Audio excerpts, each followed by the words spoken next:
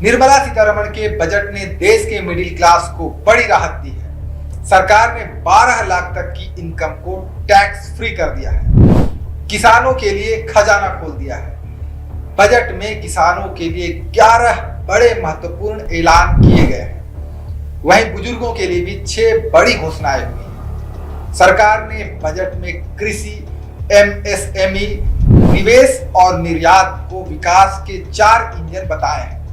निर्मला के पिटारे से देश के आम से लेकर खास वर्ग के लिए कुछ न कुछ जरूर निकला, लेकिन सबसे खास बात यह है कि यूनियन बजट ने देश के एकमात्र राज्य बिहार में बाहर ला दिया है। बिहार के लिए मखाना बोर्ड और खाद्य संस्थान से लेकर ग्रीनफील्ड एयरपोर्ट तक सौगातों से भरी पड़ी है। बिहार पर मेहरबानी की खास वजह यह भी है कि साल के आखिर में यहाँ विधानसभा के चुनाव जो होते हैं। यह बजट जो है वो सर्वसमावेशी बजट है और भारत को तेजी से आत्मनिर्भर भारत बनाने की ओर ले जाने वाला यह बजट है। देखिए, आज का जो बजट पेश किया गया है निश्चित रूप से देश के जनता की आकांक्षाओं के अनुरूप है। जो मध्यम वर्ग की एक लंबे समय से डिमांड थी कि जो बोझ उन पर पड़ रहा है उस पर थोड़ा रिबेट दिया जाए, तो 12 लाख तक की आय जो है टैक्स से बाहर, निश्चित रूप से स्वागत योग्य कदम है। निर्मला सीतारमण जब संसद में गोल्डन वर्क वाली मधुबनी पेंटिंग वाली साड़ी पहनकर पहुंची, तभी यह एहसास हो गया था कि आज बिहार के लिए छप्पर फाड़ ऐलान होने वाले हैं, और हुआ भी वैसा ही। निर्मला ने बजट भाषण में एक एक कर बिहार को तोहफे देने का सिलसिला शुरू किया। पहले उन्होंने बिहार में 3 नए ग्रीनफील्ड एयरपोर्ट भागलपुर, राजगीर और सोनपुर में बनाने की घोषणा की। इसके बाद बिहार में राष्ट्रीय खाद्य प्रौद्योगिकी उद्यमिता एवं प्रबंधन संस्थान बनाने की घोषणा हुई। बिहार में मखाना बोर्ड की स्थापना और मिथिलांचल के लिए पश्चिमी कोसी कैनाल प्रोजेक्ट की घोषणाएं सुनकर बिहार की जनता की खुशी का ठिकाना नहीं था।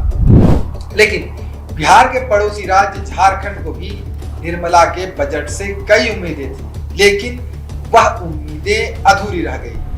अगर आप किसी पर्टिकुलर स्टेट के बारे में अगर आप उसको कवर कर रहे हो, उसको आप बहुत ज़्यादा बेनिफिट दे रहे हो, लाइक अगर आप देखोगे बजट में तो बिहार को मखाना बोर्ड दिया गया है, पटना एयरपोर्ट का एक्सटेंशन दिया गया है, मिथिलांचल में वहाँ पे एग्रीकल्चर का डेवलपमेंट होगा, फूड प्रोसेसिंग सेंटर वहाँ बनेगा, तो सारा चीज़ आपका बिहार बेस्ड है। तो बिहार के अलावा झारखंड भी है, अदर स्टेट्स भी हैं, तो वहाँ पे भी आपको कुछ तो देना चाहिए था आपको बेनिफिट्स। अगर उत्पादन बढ़ाना है तो किसानों को मजबूत करना होगा, उन्हें उनके उपज का उचित मूल्य देना होगा, उसकी गारंटी देनी होगी, उसकी घोषणा करनी होगी। इस बजट में ऐसा कुछ भी नहीं है। कुल मिलाकर यह बजट सिर्फ आईवास करने वाला है। इस बजट से आगे आने वाले समय में क्या फायदे होंगे, क्या नुकसान होंगे, यह समय के गर्भ में छिपा हुआ है। आईआईटी और एमबीए पास बेरोजगार घूम रहे हैं। वित्त मंत्री निर्मला सीतारमण ने देश के मिडिल क्लास को बड़ी राहत देते हुए 12 लाख की इनकम पर कोई टैक्स नहीं लगाने का ऐलान किया।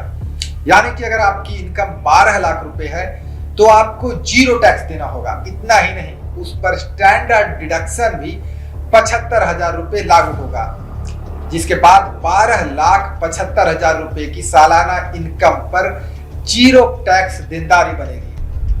बजट में छोटे और मंझोले उद्योगों के लिए भी विशेष घोषणाएं की गई हैं। टर्म लोन के रूप में 20 करोड़ रुपए तक की राशि दी जाएगी, जिससे उनके व्यवसाय को विस्तार मिलेगा और अतिरिक्त पूंजी प्राप्त होगी। इसके अलावा सरकार ने स्टार्टअप्स के लिए 5 साल तक कंपनी के रजिस्ट्रेशन के लाभ को बढ़ाने का प्रस्ताव किया है, जिससे नए व्यवसायों को बढ़ावा मिलेगा। एमएसएमई के लिए भी जो रियायतें केंद्र सरकार ने इस बजट में रखी हैं, इसका भी बहुत ही स्वागत योग्य है। लेकिन एक बात जरूर कहनी है कि विकसित भारत 2047 के अंतर्गत जो केंद्र सरकार का जो मंतव्य था कि कैसे पूर्ववर्ती राज्य ग्रोथ इंजन के रूप में आए, ताकि हर राज्य का अगर समग्र विकास होता है तभी हम लोग विकसित भारत की बात कर सकते हैं। सरकार ने बजट में हर वर्ग, खासतौर पर गरीब युवाओं और महिलाओं के लिए कई योजनाओं की घोषणा की है, जो उनकी उम्मीदों और आकांक्षाओं को पूरा करने में मदद करेंगे। इस बजट में कृषि, स्वास्थ्य, शिक्षा, रोजगार और सामाजिक कल्याण पर विशेष ध्यान दिया गया है। आइए जानते हैं बजट में क्या है खास और यह आम आदमी के लिए कैसे हो सकता है फायदेमंद। तो सबसे पहले जानते हैं कि बजट में क्या क्या हुआ है सस्ता। 33 तरह की कैंसर की दवाएं सस्ती हो गई हैं। मेडिकल उपकरण सस्ते हुए हैं। भारत में बने कपड़े सस्ते हुए हैं। मोबाइल फोन की बैटरी, लेदर जैकेट, जूते और बेल्ट सस्ते हुए हैं। पर्स भी सस्ता हुआ है। वहीं इलेक्ट्रिक वाहन, एलसीडी, एलईडी टीवी और फ्रोजन फिश पेस्ट भी सस्ता हुआ है। अब जान लेते हैं बजट में क्या हुआ है महंगा। बजट में महंगा हुआ है फ्लैट पैनल डिस्प्ले टीवी और फैब्रिक। अब जान लीजिए बजट की अहम घोषणाएं। देश में अगले हफ्ते नया इनकम टैक्स बिल लाया जाएगा। 1 लाख करोड़ रुपए का अर्बन चैलेंज फंड बनेगा। शहरी गरीबों की आय बढ़ाने की योजना आएगी। 1 लाख अधूरे घर पूरे होंगे। 2025 में 40,000 नए मकान हैंडओवर किए जाएंगे। हर घर नल से जल पहुंचाने वाला जल जीवन मिशन कार्यक्रम 2028 तक के लिए बढ़ाया जाएगा। किराया आमदनी पर टीडीएस की छूट 6 लाख रुपए की गई है। SC/ST की MSME महिला उद्यमियों के लिए विशेष लोन योजना आएगा। पहली बार उद्यमी बनने वाली महिलाओं को 2 करोड़ रुपए का टर्म लोन मिलेगा। सीनियर सिटीजन्स के लिए सेविंग्स के ब्याज पर टैक्स छूट 50,000 रुपए से बढ़ाकर 1 लाख रुपए किया गया है। देश में 200 कैंसर डे केयर सेंटर बनेंगे। 13 मरीज सहायता कार्यक्रम बेसिक कस्टम ड्यूटी से बाहर कर दिए गए हैं। इस बजट में सरकार किसानों पर खूब मेहरबान रही।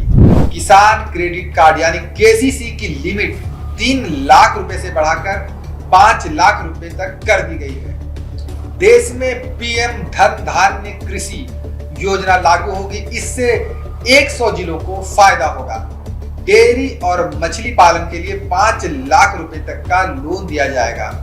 वहीं समुद्री उत्पाद सस्ते होंगे क्योंकि कस्टम ड्यूटी 30% से घटाकर 5% कर दी गई है। इससे अंडमान निकोबार और गहरे समुद्र में मछली पकड़ने को बढ़ावा मिलेगा।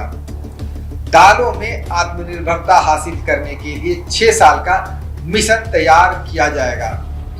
Post payment bank payment service ग्रामीण योजनाओं में बढ़ाई जाएगी। कपास उत्पादन के लिए 5 साल की कार्य योजना बनाई जाएगी। असम के नामरूप में नया यूरिया प्लांट लगाया जाएगा। अपने बजट में केंद्रीय वित्त मंत्री निर्मला सीतारमण ने युवाओं के लिए 11 बड़े ऐलान किए हैं। मेडिकल एजुकेशन में अगले 5 साल में 75,000 सीटें बढ़ेंगी। देश में 23 IIT में 6,500 सीटें बढ़ाई जाएगी।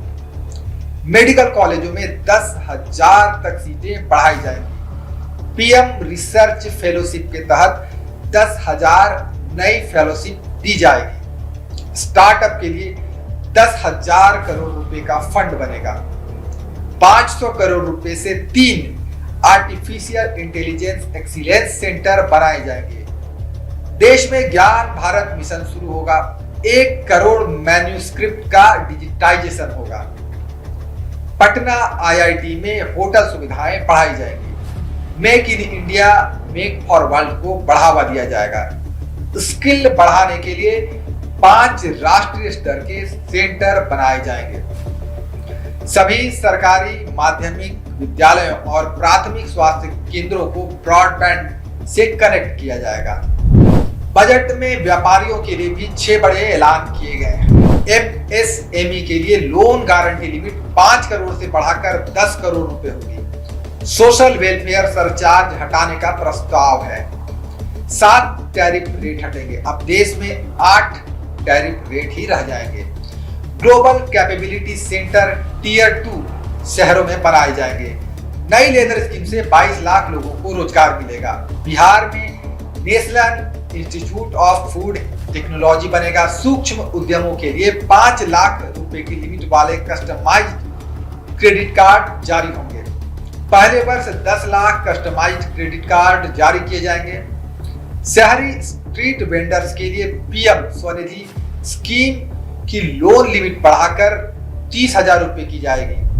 बीजेपी का कहना है कि निर्मला का बजट भारतीय इकोनॉमी के लिए गेम चेंजर साबित होगा, जबकि विपक्ष इसे चुनावी बजट कह रहा है। विपक्ष ने आरोप लगाया है कि सरकार ने बिहार चुनाव को देखते हुए सपने बेचने की कोशिश की है, लेकिन इससे मोदी सरकार को कोई फायदा होने वाला नहीं है, क्योंकि बजट में किसान, मजदूर और गरीब छात्रों के लिए कोई ठोस कदम नहीं उठाया गया है। खबर का मतलब बवाल न्यूज। हमारे चैनल को सब्सक्राइब जरूर करें।